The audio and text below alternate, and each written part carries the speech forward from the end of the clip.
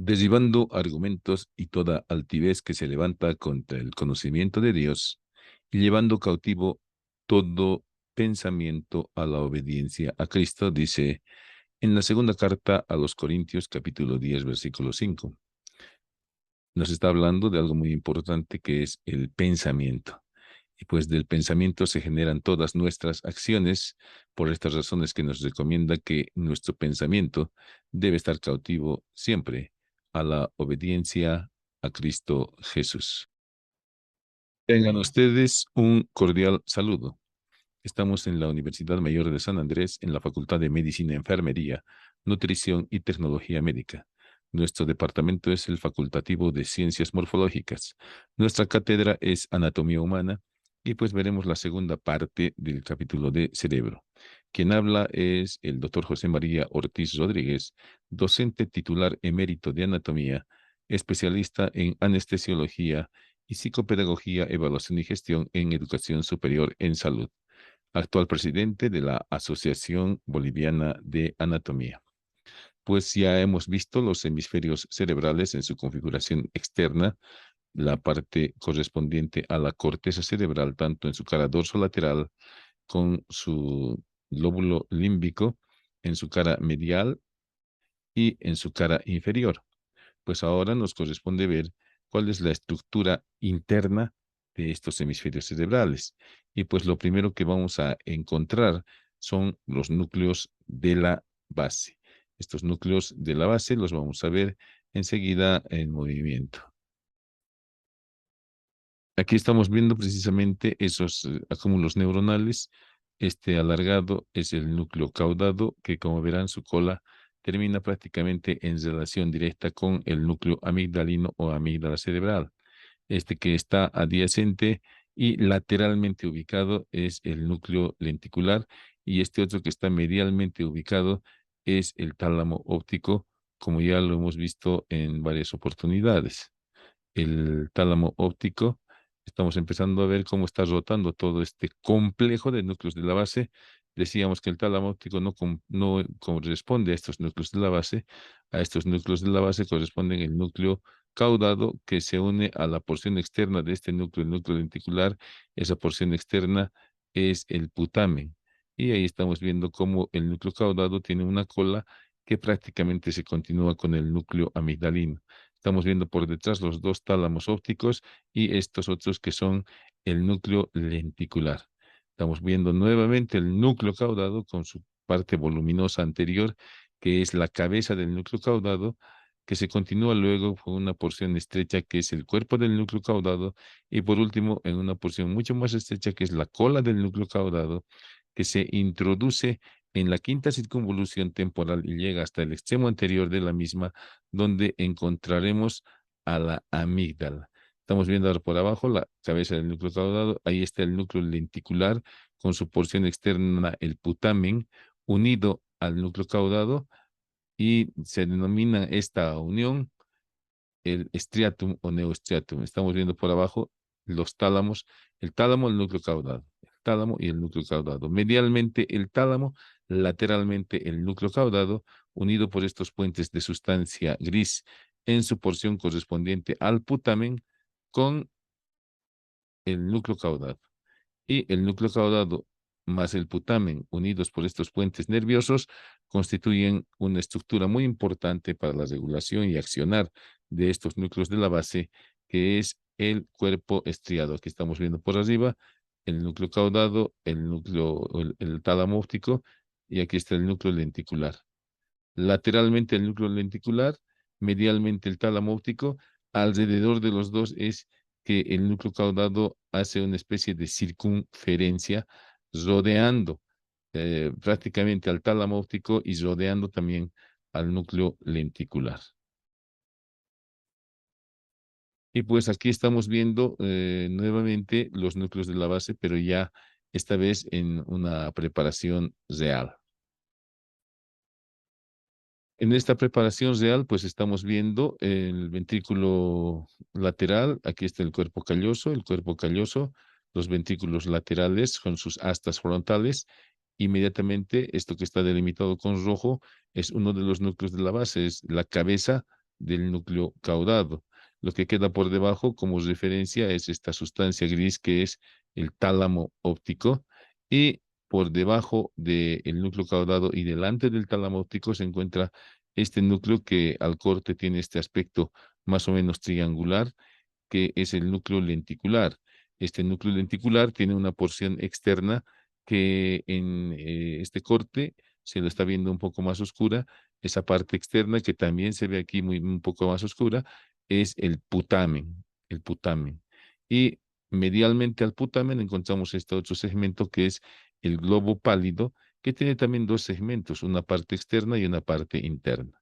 Cabeza del núcleo caudado, cola del núcleo caudado, núcleo lenticular con su putamen y su globo pálido, y fuera del núcleo lenticular encontraremos una lámina de tejido nervioso neuronal denominada antemuro. Entonces, ¿cuáles son los núcleos o ganglios de la base? El núcleo caudado, el núcleo lenticular, el antemuro y el subtálamo, que corresponde funcionalmente a estos núcleos de la base, pero anatómicamente está alejado de los mismos. Ahí está, núcleo caudado, lenticular y antemuro en sus correspondientes colores. Y pues a la sustancia blanca de los hemisferios cerebrales se ha venido a llamar centro semioval. Y pues en esta sustancia blanca del centro semioval encontraremos inmediatamente por fuera del tálamo óptico y del núcleo caudado esta parte de sustancia blanca que se ha venido a llamar cápsula interna. En la parte externa al núcleo lenticular, entre la parte más periférica del putamen y la parte más profunda del antemuro, encontraremos esta línea de sustancia blanca que se llama cápsula externa. Aquí está representada y delimitada por esos puntos azules. Los puntos rojos a la cápsula interna, los puntos azules a la cápsula externa, y entre el antemuro y la parte más profunda de la corteza del lóbulo de la ínsula, este otro pequeño segmento de sustancia blanca se ha venido a llamar cápsula extrema, que se encuentra, como verán ustedes, por fuera de esta otra capa de neuronas que es el antemuro. Inmediatamente por debajo del núcleo lenticular encontraremos la región sublenticular.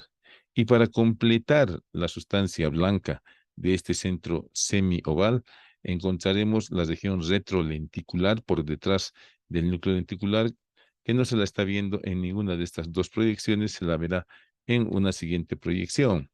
Esta imagen nos está haciendo una comparación de la corteza cerebral, el centro semioval en estado normal, con una tomografía también en estado normal, donde vemos la corteza cerebral con un espesor normal.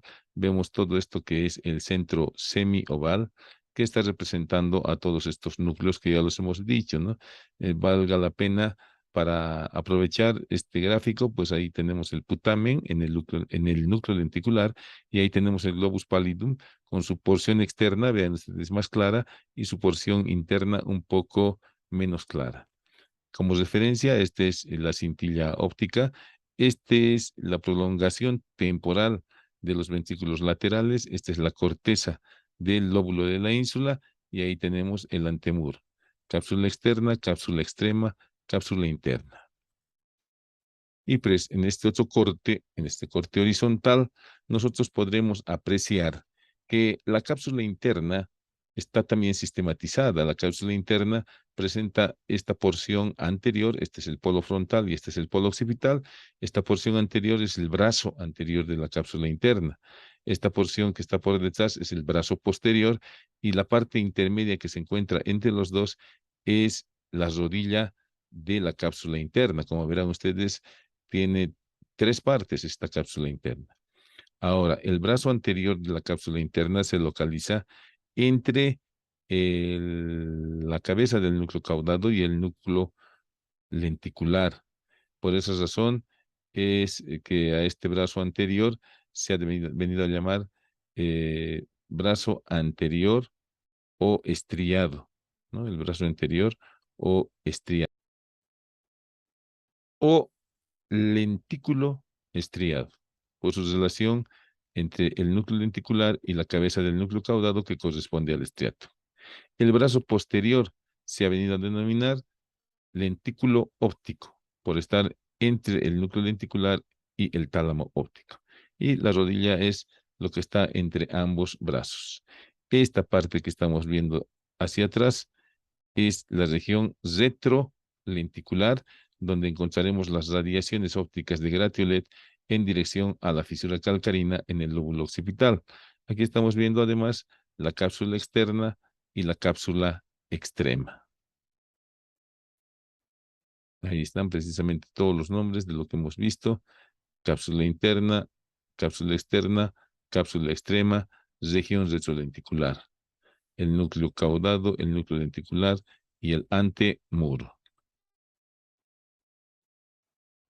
Y nuevamente vemos una imagen de tomografía axial computarizada donde podemos observar el tálamo óptico, el núcleo lenticular con su porción periférica el putamen, su porción central el globo pálido. Estamos encontrando la cabeza del núcleo caudado. Ahí estamos viendo el brazo anterior de la cápsula interna, el brazo posterior de la cápsula interna o lentículo óptico. El brazo anterior es lentículo estriado y estamos viendo la rodilla de la cápsula interna. Ahí estamos viendo el antemuro y medialmente al antemuro la cápsula externa y entre el antemuro y la corteza de la ínsula la cápsula extrema. Y por detrás de del núcleo lenticular la región retrolenticular de este centro semioval. Y pues aquí tenemos esta imagen de Netter, donde nos muestra el núcleo caudado, más o menos como lo hemos visto, con su cabeza, su cuerpo y su cola, terminando prácticamente en el núcleo amigdalino. El núcleo lenticular, muy relacionado anatómica y funcionalmente con el núcleo caudado, especialmente la porción del núcleo lenticular llamada putamen, para formar el estriato. Y allá en rojo estamos viendo el tálamo óptico.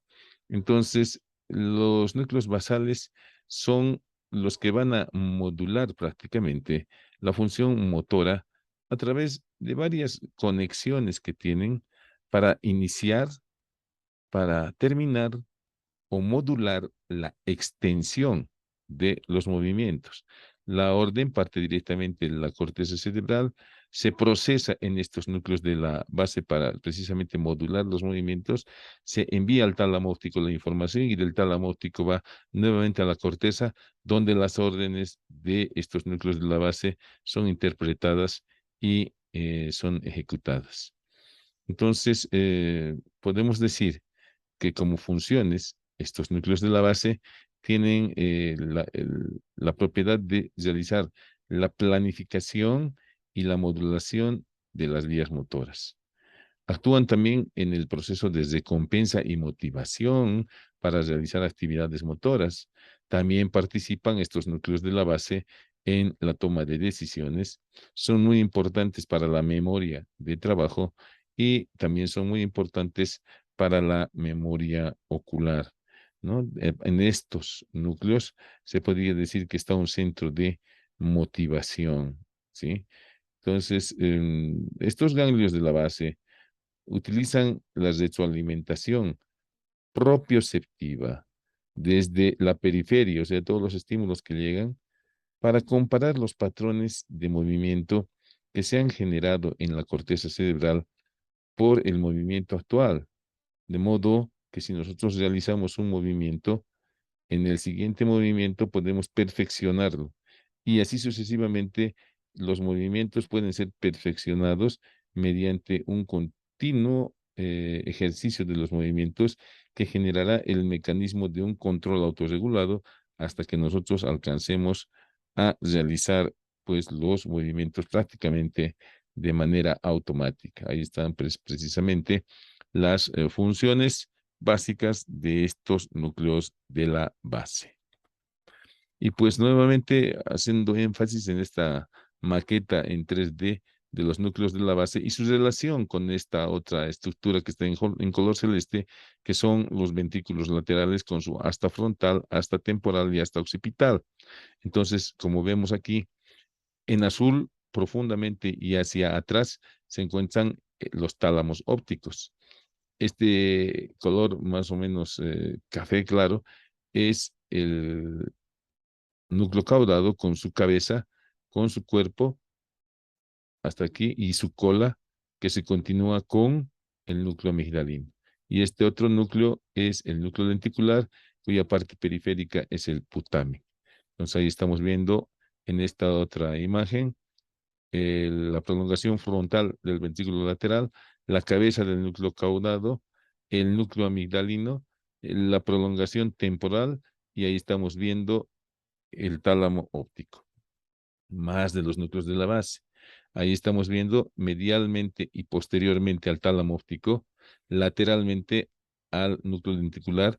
Esta parte más oscura que es periférica es el putamen y rodeándoles se encuentra el núcleo caudado con su cabeza, con su cuerpo y con su cola que termina en el núcleo amigdalino. Más de lo mismo, visto de frente, prolongación frontal, cabeza del núcleo caudado. Ahí está el núcleo lenticular con su porción externa que es el putamen y su porción interna que es el globo pálido, con una porción externa del globo pálido y porción interna del globo pálido.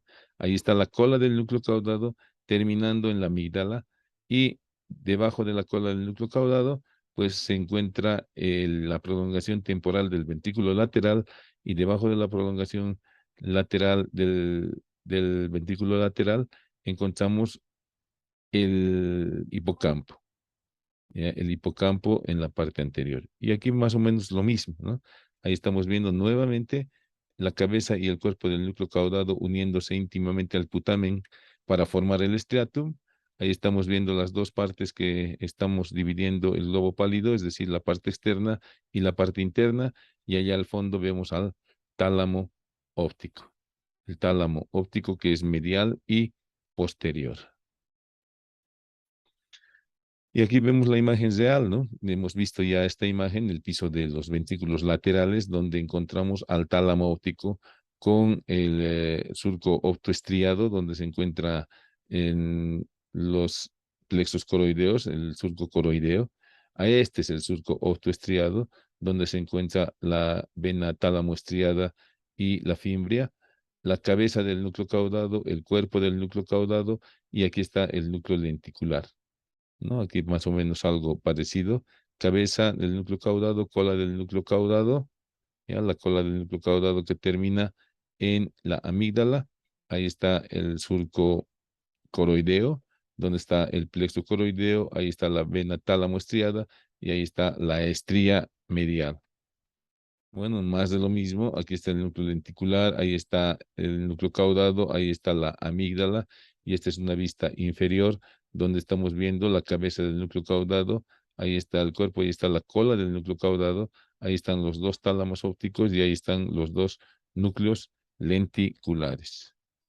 Y aquí está el núcleo caudado en esta microdisección magistral. Miren, esta es la cabeza del núcleo caudado, el cuerpo del núcleo caudado, la cola del núcleo caudado y esto viene a ser el núcleo amigdalino.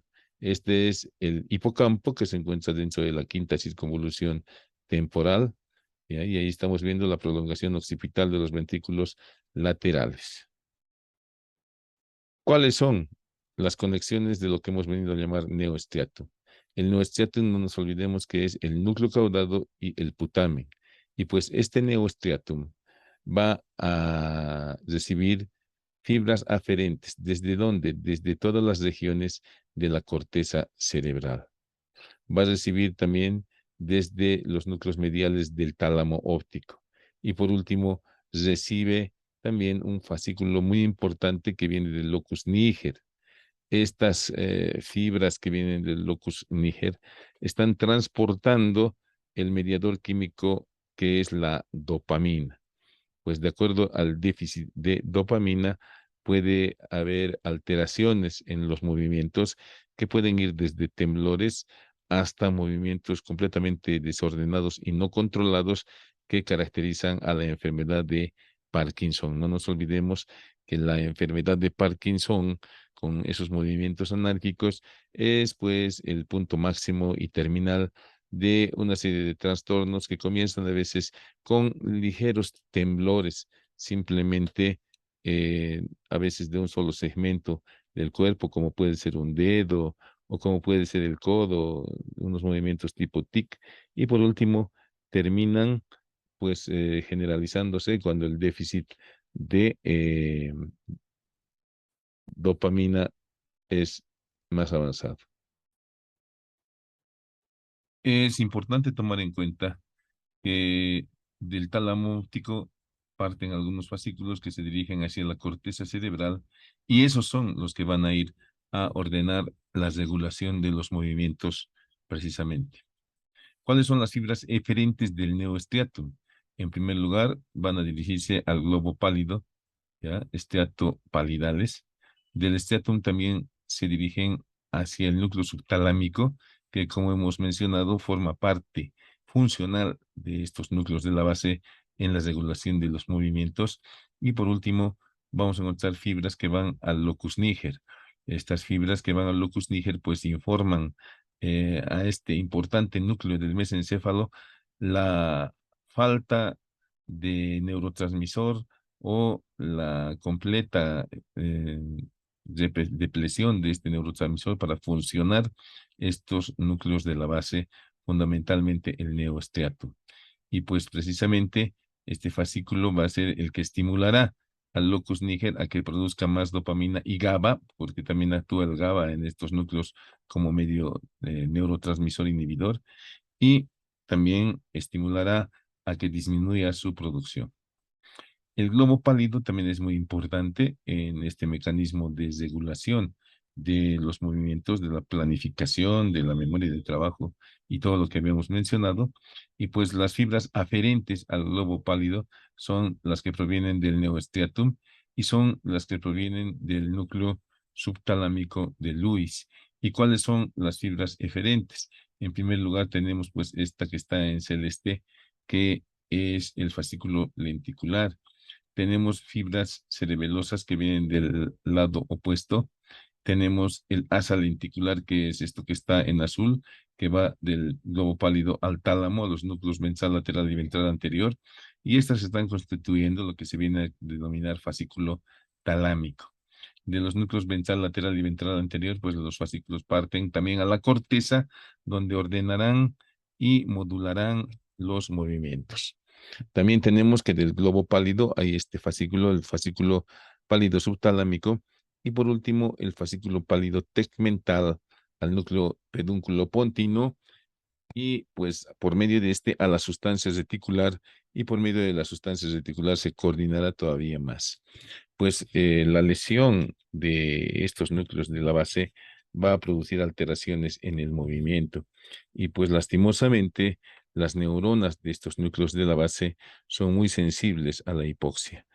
Existen diversos estudios en los cuales se ha demostrado que las neuronas de la corteza cerebral en el momento del nacimiento son más resistentes a la hipoxia que las neuronas adultas, puesto que durante el trabajo de parto puede haber un déficit de la oxigenación, ya sea por el mismo trauma del paso por el canal del parto o por alguna distosia, que puede ser, por ejemplo, una compresión del cordón umbilical o macrosomía del producto.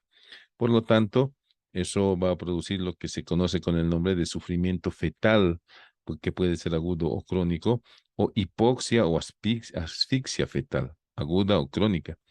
Y pues ese fenómeno va a hacer que estas neuronas muy sensibles del estriatum puedan lesionarse, y de acuerdo al grado de lesión tendremos pues mayores repercusiones en esta patología que se ha venido a conocer con el nombre de parálisis cerebral infantil. Y pues he ahí un llamado para alguien que quiera hacer especialidad en fisiatría y trabajar con fisioterapia para rehabilitación, para mantenimiento de las funciones rehabilitadas en estas personas. El otro núcleo que encontramos es el antemuro o claustrum. El antemuro o claustrum tiene conexiones con la corteza sensitiva, emite axones a la corteza sensitiva, emite también axones hacia el hipotálamo, lo cual nos indica que está muy en relación con algunas actividades autónomas del organismo y también va a emitir axones hacia el locus coeruleus, lo cual nos indica que puede excitar el sistema nervioso. Entonces se dice que el antemuro o claustrum actúa en la activación o desactivación de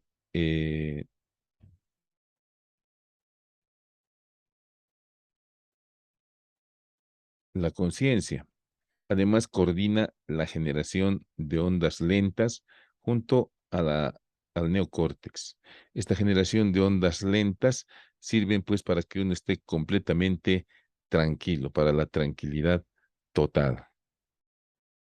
Y el núcleo amigdalino que habíamos mencionado es un núcleo que básicamente es un núcleo de la agresividad, está precisamente en relación con el sistema límbico y tiene fibras aferentes. En primer lugar, las que provienen del bulbo olfatorio. En segundo lugar, las que provienen de la corteza órbito-frontal, las que provienen del gyrus cinguli, de la circunvolución límbica, del telencéfalo basal, de la parte medial de los núcleos mediales del tálamo óptico, del hipotálamo, ahí está la región hipotalámica, y del tronco encefálico. Amígdala quiere decir almendra, ¿no? Y pues se dice que este núcleo amigdalino tiene una porción córtico-medial y una vasolateral. De todas maneras, ambas son las que van a regular los estados de agresividad. Sin embargo, en estudios mucho más detallados, se dice que incluso existen 17 grupos de neuronas diferentes, pero todas están en relación con las reacciones violentas que podamos tener o el control de las mismas. Entonces ahí está el núcleo amigdalino localizado en el gancho de la quinta circunvolución temporal o gancho del hipocampo. Está en sus dos porciones y pues por medio de la estría terminal va a hacer sinapsis con el área septal, con el área olfatoria y con la estría terminal contralateral. En la región sublenticular nos faltaba esquematizar, pues, estos fascículos que están pasando por allá. En primer lugar, están pasando por la región sublenticular las radiaciones acústicas en dirección a la cara superior del lóbulo temporal. Están pasando el fascículo temporotalámico. Y por último, está pasando por la región sublenticular el fascículo temporopóntico. ¿Cuáles son los fascículos que pasan por la región sublenticular? Las radiaciones acústicas, el fascículo temporotalámico y el fascículo temporopóntico.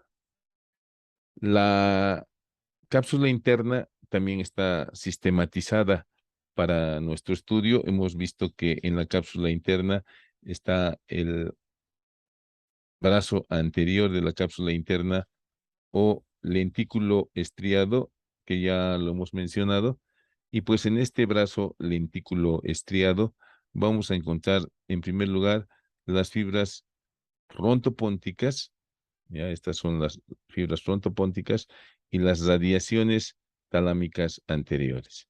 En la rodilla simplemente encontraremos el fascículo córtico nuclear o fascículo geniculado y en el brazo posterior vamos a encontrar nosotros el fascículo córtico espinal y las radiaciones talámicas que están llevando toda la sensibilidad hasta la corteza parietal, áreas 3, 1 y 2.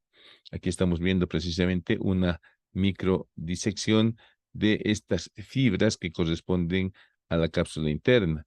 Ahí están las fibras lentículo-estriadas, brazo anterior, fibras lentículo-ópticas, brazo posterior, y aquí al medio estará pues el fascículo córtico nuclear o geniculado. Ahí está el brazo anterior, el brazo posterior y la rodilla, que ya las hemos mencionado anteriormente. Ahí está la cápsula interna, ahí está la cápsula interna, ahí está las radiaciones ópticas de Gratiolet, ahí están las radiaciones acústicas de Pfeiffer. ¿Cuáles son las estructuras interhemisféricas? Las estructuras interhemisféricas son aquellas que están uniendo ambos hemisferios cerebrales. Entre estas estructuras interhemisféricas, pues veremos en primer lugar al cuerpo calloso. El cuerpo calloso, que tiene una parte inicial que es el pico, se continúa con las rodillas del cuerpo calloso, el cuerpo del cuerpo calloso y el esplenium o rodete del cuerpo calloso. Inmediatamente por debajo del cuerpo calloso encontraremos el trígono cerebral o bóveda de los cuatro pilares, con sus dos pilares anteriores del trígono y el cuerpo del trígono y el pilar posterior del trígono cerebral, ¿no? Ahí está el trígono, toda esta estructura. Y encontraremos luego también entre las estructuras interhemisféricas la comisura blanca anterior, la comisura blanca posterior, la comisura gris, que es la que une ambos tálamos, la comisura interavenular. Aquí estamos viendo entonces la fisura del cuerpo calloso además y la circunvolución del cuerpo calloso como relaciones. Y visto de arriba el cuerpo calloso, cubierto en su parte media por el tapetum, pues vemos que las fibras se dirigen de un hemisferio a otro y terminan interconectando prácticamente todas las neuronas de un hemisferio con las del otro hemisferio cerebral y todas las regiones, excepto la corteza límbica. La corteza límbica está unida a través del trigono o bóveda de los cuatro pilares. Ahora vean ustedes que a nivel del polo frontal, las fibras que se desprenden del cuerpo calloso son algo más pequeñas que las que se desprenden hacia el polo occipital. Por esas razones que esta formación arqueada en la parte anterior se ha venido a llamar forceps menor y esta porción arqueada, pero de mayor amplitud en la región occipital, se ha venido a llamar forceps mayor. Y ahí están disecadas las fibras que unen un lado y otro de los hemisferios cerebrales. No nos olvidemos que el cuerpo calloso es una estructura formada básicamente por axones que se cruzan de un hemisferio a otro.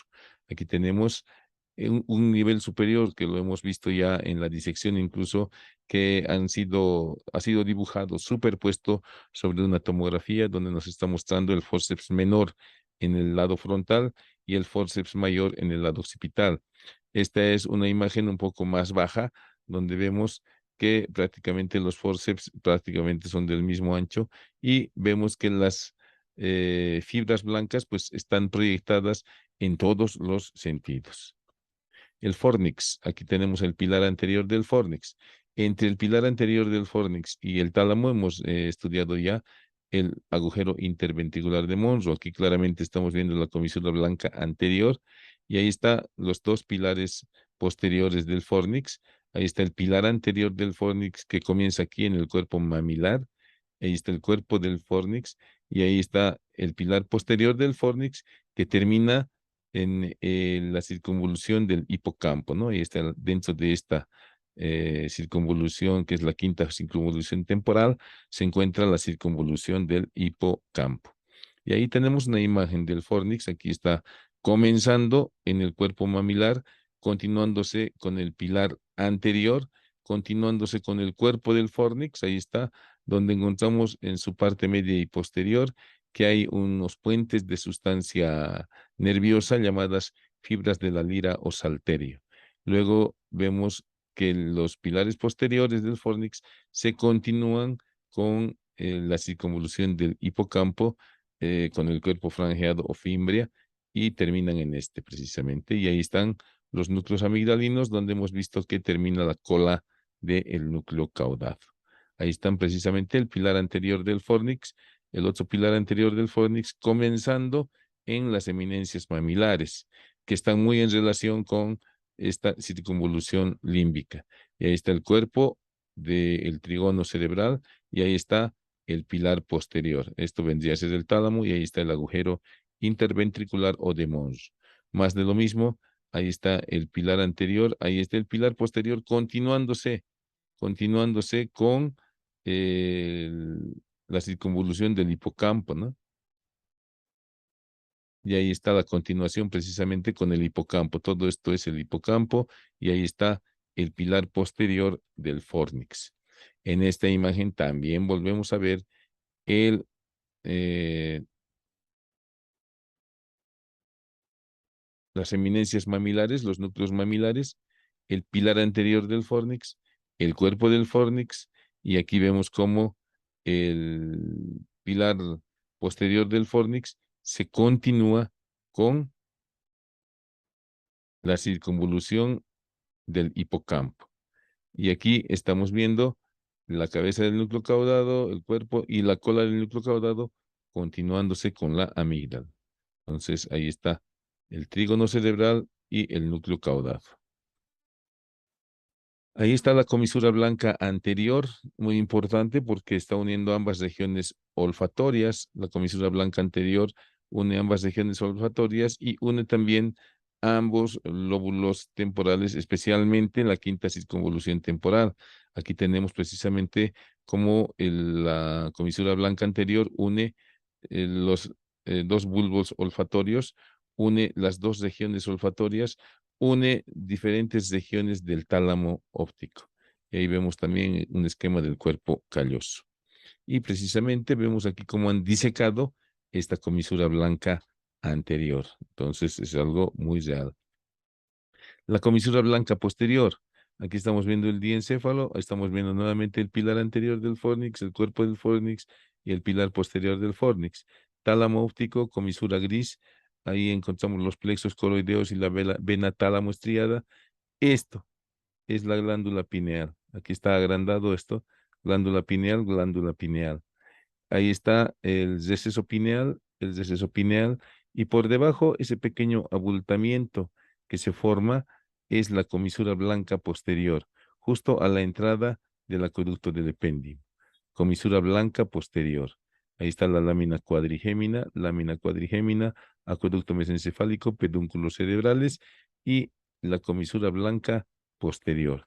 ¿Qué hace la comisura blanca posterior? Pues une ambos pulminares, une ambos núcleos pretectales, une los núcleos intersticiales de Cajal, une ambos núcleos de los colículos superiores en relación con la vía visual y está uniendo ambos fascículos longitudinales mediales que participan en los reflejos de los movimientos oculares. Ahí está precisamente la comisura blanca posterior y ahí está la comisura blanca anterior. Y en esta imagen realizada con tinciones especiales, estamos viendo el núcleo rojo, estamos viendo la avénula y la comisura blanca posterior. Luego tenemos el septum lucidum, que se encuentra entre la cara inferior del cuerpo calloso y la cara superior del trígono cerebral. Este septum lucidum está separando los ventrículos laterales del ventrículo medio, al contrario que este agujero, que es el agujero interventricular de Monro, que los une. Dentro del cerebro vamos a encontrar fibras de asociación intracerebrales que pueden ser cortas como estas que se están viendo aquí, que están uniendo una circunvolución con otra. Estas fibras de asociación entre las diferentes circunvoluciones primero y luego entre los mismos lóbulos dentro de un hemisferio cerebral son muy importantes para la coordinación total de todas nuestras actividades. Entonces aquí tenemos unas fibras arqueadas o arcuatas que son cortas. Aquí tenemos algunas fibras que son largas, fibras de asociación largas como este fascículo longitudinal inferior o témporo occipital. Ahí tenemos precisamente las fibras arqueadas o arcuatas. Ahí tenemos el fascículo occipito frontal, ¿ya? Que es el fascículo occipito frontal inferior. Aquí está el que hemos mostrado ya, el fascículo longitudinal inferior o témporo occipital. Y pues aquí vamos a ver más de lo mismo, ya estas fibras de asociación intracerebrales cortas y largas. Y ahí estamos viendo precisamente el fascículo longitudinal superior, ahí estamos viendo el fascículo uncinado y numerosas fibras arqueadas entre una y otra circunvolución cerebral. Ahí estamos viendo más lo mismo, el occipito frontal inferior, ahí estamos viendo fibras longitudinales superiores que están yendo de la parte superior a la parte inferior. Y por último, pues veremos los ventrículos laterales. A nivel del telencéfalo se originan también los ventrículos laterales que tienen esta forma, ¿no? Que tienen una prolongación frontal, que tienen una prolongación temporal, una prolongación occipital y aquí al centro una región llamada encrucijada. Luego se comunican por los agujeros interventriculares con el ventrículo medio con el acueducto mesencefálico y el acueducto mesencefálico con el cuarto ventrículo, donde los agujeros de Luska y Mayendi enviarán el líquido cefalorraquídeo por encima del sistema nervioso. Ahí tenemos nuevamente la prolongación frontal de los ventrículos laterales, el ventrículo medio, la prolongación temporal y la porción o la prolongación occipital o astas, asta frontal, asta occipital, ahí está el asta frontal, el asta occipital, el asta temporal. Asta occipital, frontal, temporal, ahí está la comunicación con el tercer ventrículo, el acueducto mesencefálico, el cuarto ventrículo y el acueducto del epéndimo. Ambos están unidos hacia el ventrículo medio. Estamos viendo por arriba también la, las astas frontales, las astas temporales y las astas occipitales, y esto que está al medio viene a ser el ventrículo medio, y el número 5 es el agujero interventricular o de Monro.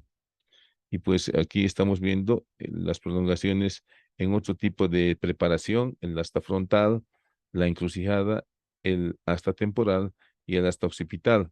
Y vemos pues que el asta frontal y en el asta temporal se encuentra desarrollado el plexo coroideo superior. Ahí estamos viendo precisamente el techo de la prolongación frontal de los ventrículos laterales, que es el cuerpo calloso. Ahí está el esplenium del cuerpo calloso.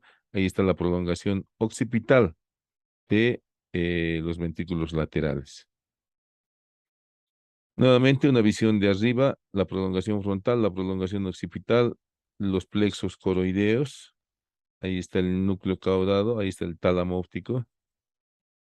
Un poco más claro, la prolongación frontal, el núcleo caudado, el tálamo óptico, los plexos coroideos en el surco coroideo, y ahí está la prolongación occipital, ahí está el cálcar. Y pues en la prolongación frontal, que prácticamente tiene la forma de una pirámide triangular, vamos a encontrar como techo al cuerpo calloso, como piso dos segmentos, un segmento lateral formado por el núcleo caudado y un segmento medial formado por el tálamo óptico. Y medialmente el límite será nada más y nada menos que el septum lucidum o tapetum pellucidum. Ahí tenemos la prolongación temporal que se dirige pues precisamente hacia la quinta circunvolución temporal. En esta prolongación pues vamos a ver varios segmentos, ¿no? Ahí está la prolongación temporal, ahí está la prolongación temporal donde estamos viendo el piso formado por la circunvolución del hipocampo con su cuerpo franjeado y su fimbre. El cuerpo franjeado y la fimbria en el hipocampo. Ahí está el hipocampo continuándose con el pilar posterior del fornix, ¿no? Ahí está el pilar posterior del fornix, el hipocampo, que es el piso de la prolongación temporal de los ventrículos laterales. Aquí estamos viendo el techo, pero visto de abajo, ¿no? Se han mantenido los plexos coroideos y estamos viendo el techo de la prolongación temporal. Y pues hay varios segmentos. En la parte más anterior, este techo estará relacionado con el núcleo amigdalino. Ahí está la prolongación temporal, el techo, el núcleo amigdalino, el piso, miren, la circunvolución del hipocampo, el techo.